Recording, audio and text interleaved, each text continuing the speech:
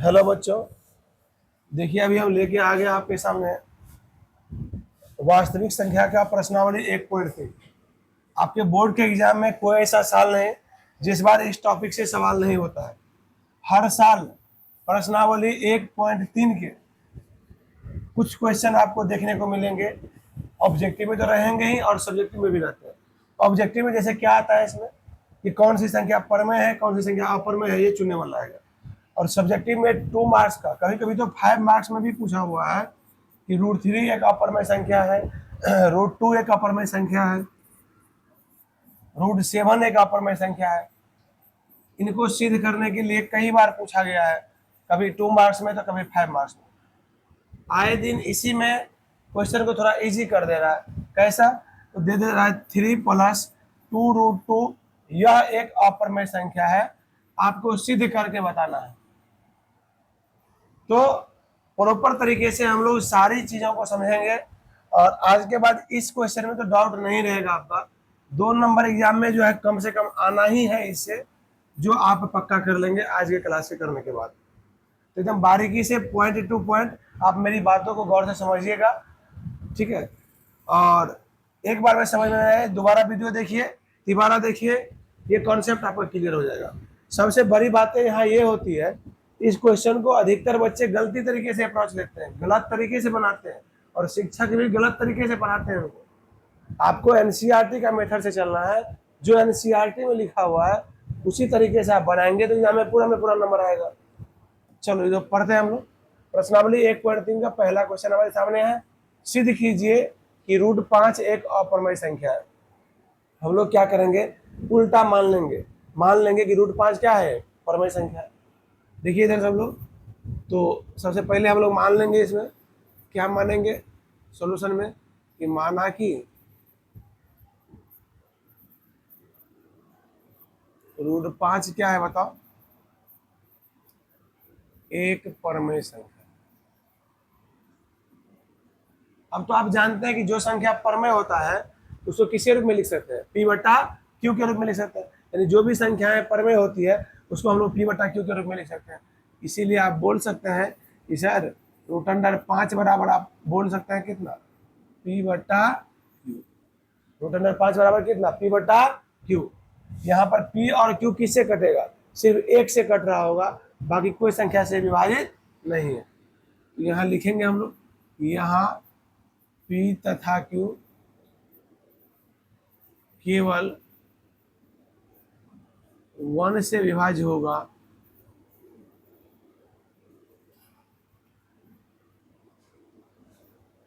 बाकी किसी से नहीं होगा।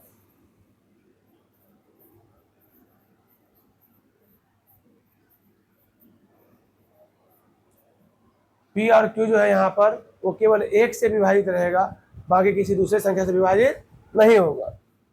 अब आप क्या करेंगे, क्रॉस मल्टीप्लाई कर लेंगे, तो P × 1 बराबर कितना आएगा, ये आएगा Q × √5।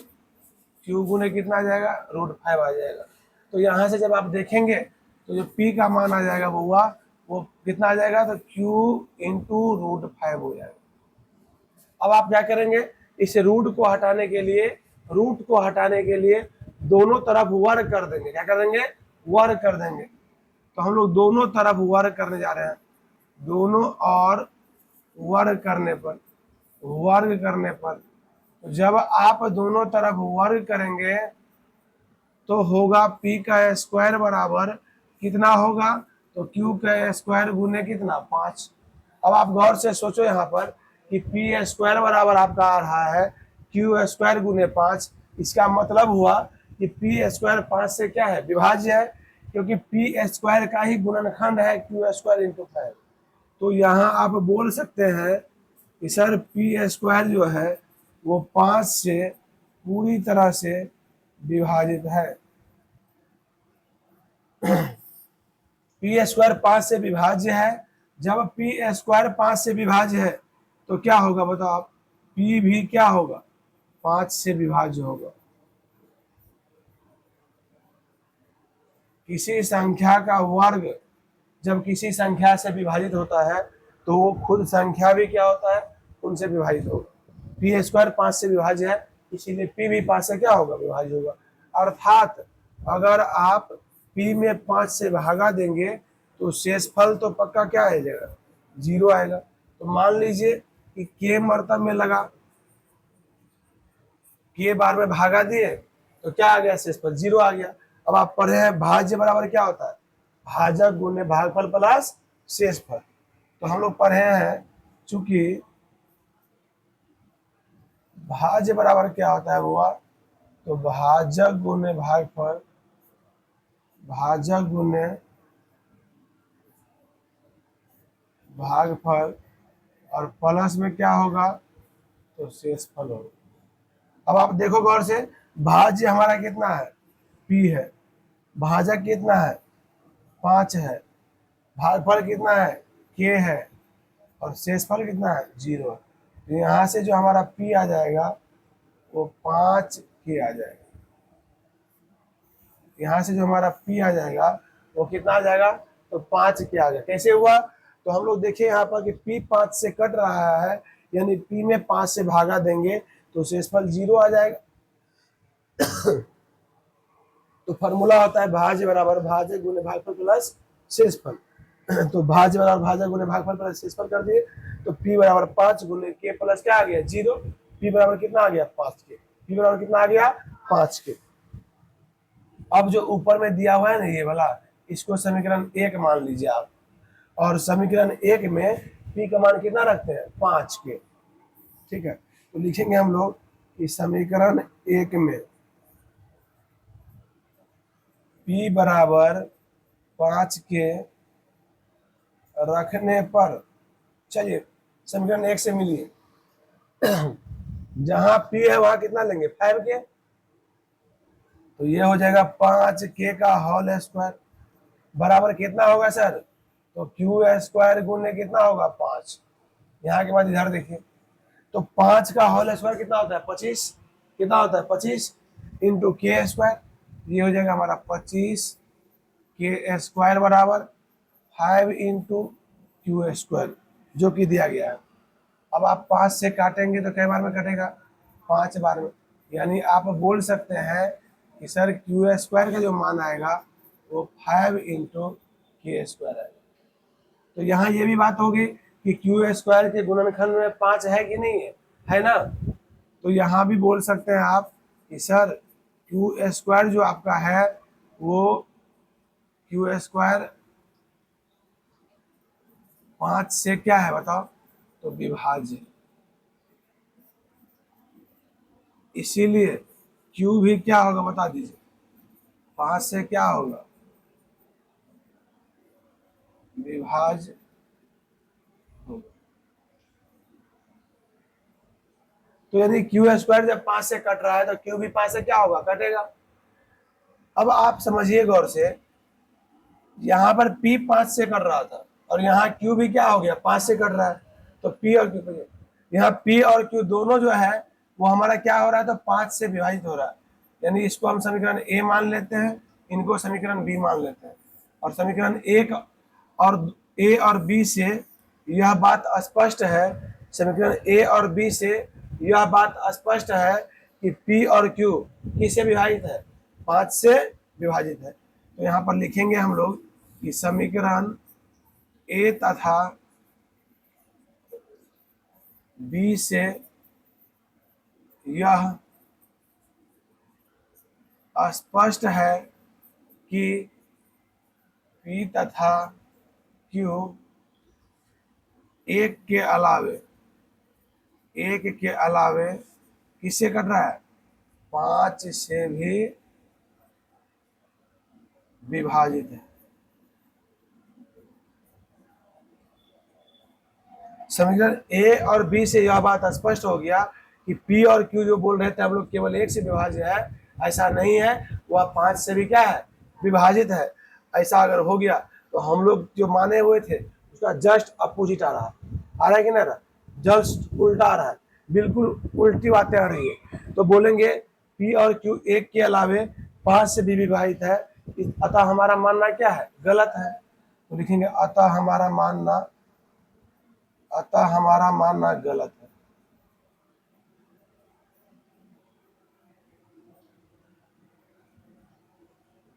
क्या गलत है कि क्या गलती माने हैं आप कि √5 एक क्या है बताओ, परमेय संख्या। √5 एक क्या है तो परमेय संख्या है। यह जो आप माने हैं वो क्या है, गलत है। इसीलिए √5 क्या हो जाएगा, एक परमेय संख्या होगा। और यही है आपका प्रूफ। विश्वास कीजिए 100 में से बहुत कम बच्चे ऐसे होंगे जो इस तरीके से बनाएंगे, ओनली 5 to 10%। बाकी सब गलत तरीके से बना के आता है, इसीलिए मैथ में 100 में 100 नहीं आता है।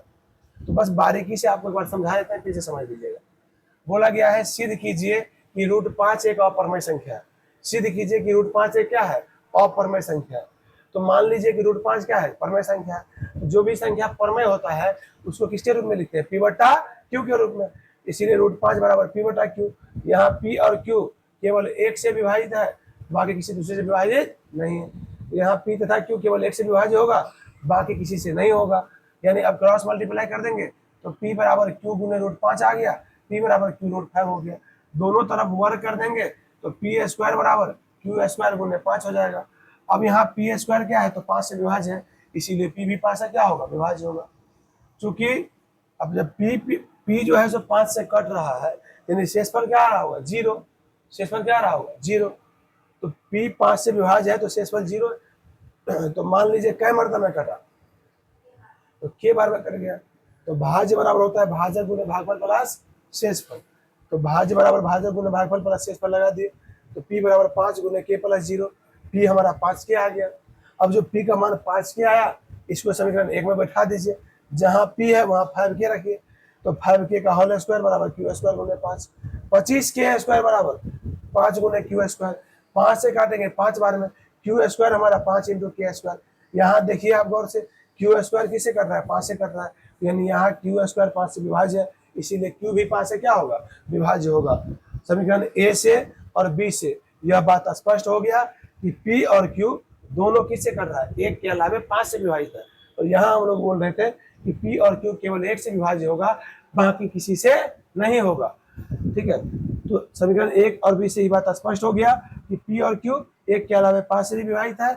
अतः हमारा मानना गलत है कि √5 क्या है, एक परमेय संख्या है। ये जो माने थे गलत है, इसीलिए √5 क्या होगा, अपरमेय संख्या। बस यही चीज सेम टू सेम आपको नोट कर देना। ये तो √5 हम बताए हैं। आपके एग्जाम में पूछ देगा कि बताओ भाई √2 एक पर अपरमेय संख्या सिद्ध करो, √3 अपरमेय संख्या सिद्ध करो, √7 है, √11 है, √13 है, ये सब के सब अपरमेय संख्या सिद्ध करो। यही तरीका से आप बनाएंगे, बिल्कुल इनके अलावा कोई भी तरीका से बनाएंगे तो अधिकतर चांस है आप गलती ही बनाएंगे, क्योंकि एनसीईआरटी का मेथड है, इसी को फॉलो करेंगे, समझिए, और इनको बार बार रिवीजन करेंगे तो ये आपको भी समझ में आ जाएगा और याद भी हो जाएगा। तो पहला क्वेश्चन कंप्लीट हुआ। अब हम लोग आते हैं सेकेंड क्वेश्चन। दूसरा क्वेश्चन तो बहुत आसान है, ये तो आप 2 लाइन में आंसर लिख देंगे आप। देखिए क्या लिखा हुआ है, सिद्ध कीजिए कि 3 + 2√5 एक क्या है, अपरमेय संख्या है। तो जस्ट इसका अपोजिट आप मान लेते हैं। क्या मानते हैं बउआ, कि माना कि 3 + 2√5 एक क्या है बता दो, तो परमेय संख्या है। क्या मान लिया आप, कि परमेय संख्या है। अब जो भी संख्या परमेय होता है, अब यही बताया आपको, उसको आप p/q के रूप में क्या करते हैं, लिखते हैं। तो इसीलिए आप बोल सकते हैं कि 3 + 2√5 बराबर p/ कितना होगा, q होगा। 3 इधर जाएगा उठ के, तो 2√5 बराबर कितना आ जाएगा, p/q और -3 होगा कि नहीं होगा। अब 2 भी गुना में है, ये भी इधर जाएगा, इधर √5 बचेगा, ये होगा p/q -3/2। अब देखिए ये संख्या परमेय है, परमेय में से परमेय को घटा दिए और फिर परमेय से भाग देते, तो जो ओवरऑल ये संख्या है इधर का, वो परमेय ही रहेगा। ये क्या रहेगा आपका, परमेय ही रहेगा, और इधर वाला क्या हो जाएगा, अपरमेय हो जाएगा। तो इधर परमेय संख्या हो गया, इधर अपरमेय संख्या हो गया। क्या परमेय संख्या अपरमेय संख्या के बराबर होती है, तो नहीं, कभी नहीं। परमेय संख्या अपरमेय संख्या के बराबर नहीं हो सकती है, यह तो संभव ही नहीं है। तो लिखेंगे यह संभव नहीं है, यह संभव नहीं है। ठीक है, यह संभव नहीं है कि परमेय संख्या अपरमेय संख्या के क्या होगी, बराबर होगी। अतः हमारा मानना क्या है, गलत है। अतः हमारा मानना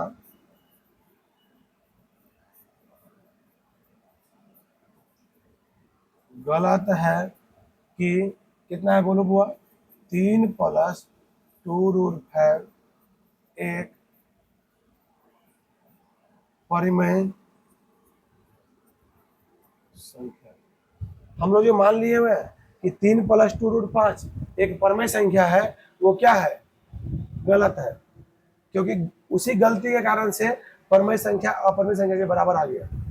ठीक है, इसीलिए 3 + 2√5 एक क्या होगा बताओ, तो अपरिमेय संख्या होगा।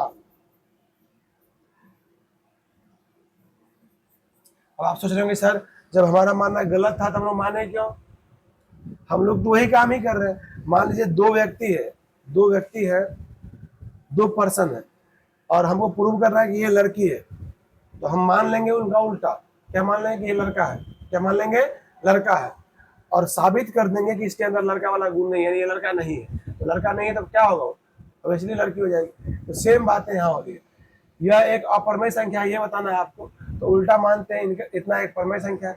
परमेय होगा तो P/Q के रूप में लिख सकते हैं आप। परमेय संख्या का जो भी हिस्सा है उसको इधर भेजते जाएंगे, जो परमेय वाला पार्ट है, तो जो बचेगा √5 बराबर इतना आ गया। ये परमेय है, ये अपरमेय है, परमेय अपरमेय के बराबर नहीं होगा, यह संभव नहीं है। अतः हमारा मानना क्या है, गलत है कि इतना एक परमेय संख्या, इसीलिए इतना क्या होगा, समझ में आ गया होगा आप लोगों को। अब इसका लास्ट क्वेश्चन है, वो है 3 नंबर, बहुत इजी है। 3 का पहला हम बताते हैं आपको, सारा वैसे ही बनता है। 3 का पहला बोला गया 1/√2 के बारे में, तो आप क्या करेंगे, उल्टा मानेंगे। क्या मानेंगे, उल्टा। तो माना कि क्या मानेंगे, 1/√2 क्या है, एक परमेय संख्या।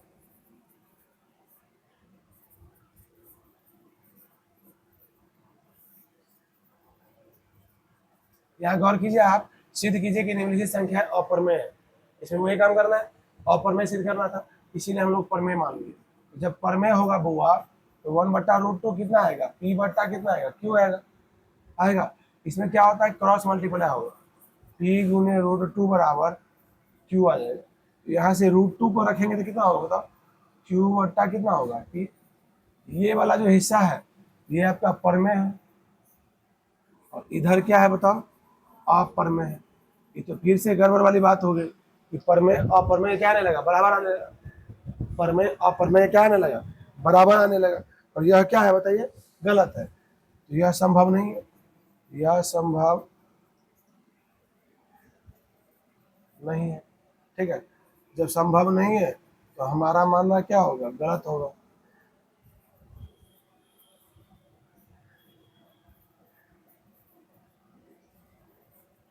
क्या गलत है कि 1/√2 एक क्या है,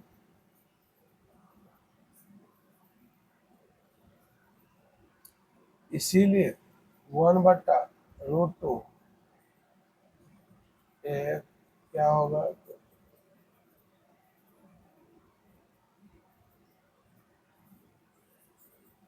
ठीक है। इस चीज को ध्यान रखना है आपको। 1/√2 एक अपरमेय संख्या सिद्ध करना था, तो मान लीजिए 1/√2 क्या है, परमेय संख्या है। जब परमेय होगा तो P/Q के रूप में लिखेंगे, क्रॉस मल्टीप्लाई करके यहाँ से √2 बराबर इतना आ गया, परमेय अपरमेय के बराबर आ रहा है, यह संभव नहीं है।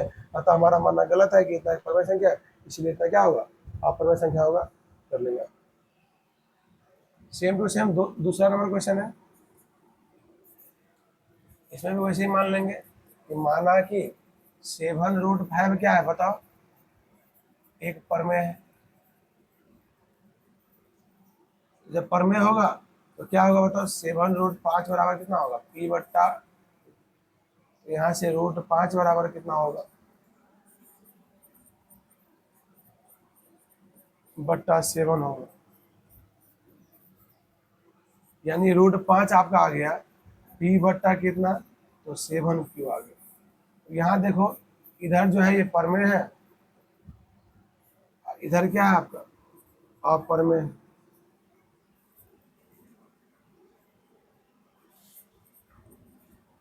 फिर से वही बात आ गई, परमेय अप्रमेय के बराबर आने लगा, यह संभव नहीं है। यहाँ लिखेगा यह संभव नहीं है, अतः हमारा मानना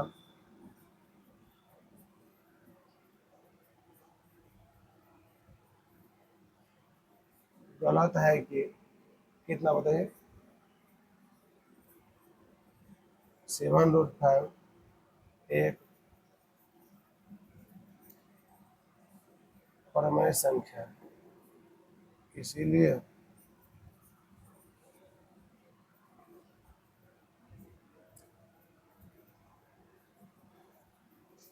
प्रूव हो गया। सेम टू सेम जो है, अगला क्वेश्चन बनेगा 6+√2 वाला भी सेम टू सेम है। तो क्या करेंगे इसमें आप लोग, तीसरा में तो माना कि 6+√2 क्या है बताओ, एक परमेय संख्या, इसीलिए 6+√2 बराबर कितना होगा, p बट्टा, और तो यहाँ से देखो तो √2 बराबर कितना होगा, p बट्टा q माइनस 6। ये आपका परमेय हो गया, और इधर क्या हो गया, अप्रमेय हो गया। परमेय अप्रमेय के बराबर आ रहा है, यह संभव नहीं है, यह संभव नहीं है। जब संभव नहीं है तो क्या होगा, अतः हमारा मानना गलत है।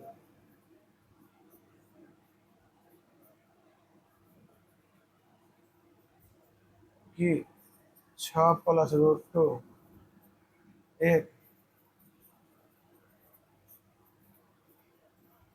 परमेय संख्या, इसीलिए 6+√2 क्या होगा बताओ, एक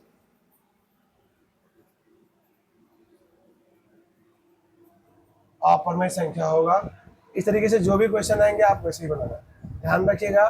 जब सिंगल डिजिट में रहेगा √2, √3, √5, तो जो तरीका पहले बताया है उससे बनाएंगे।